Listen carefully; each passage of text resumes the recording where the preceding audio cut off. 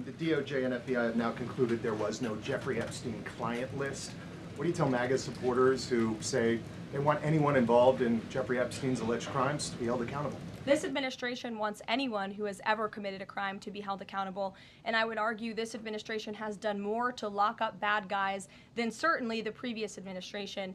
And the Trump administration is committed to truth and to transparency. That's why the Attorney General and the FBI Director pledged at the President's direction to do an exhaustive review of all of the files related to Jeffrey Epstein's crimes and his death. And they put out a memo in conclusion of that review. There was material they did not release because, frankly, it was incredibly graphic and it contained child pornography, which is not something that's appropriate for public consumption. But they committed to an exhaustive investigation. That's what they did, and they provided the results of that. That's transparency. Follow up on that, Sure. Caroline. Okay, so the FBI looks at the circumstances surrounding the death of Jeffrey Epstein.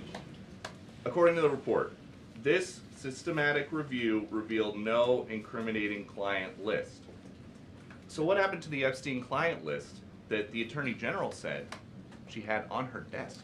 Well, I think if you go back and look at what the Attorney General said in that interview, which was on your network, on Fox News. Got the quote. Go ahead. John Roberts said, DOJ may be releasing the list of Jeffrey Epstein's clients. Will that really happen?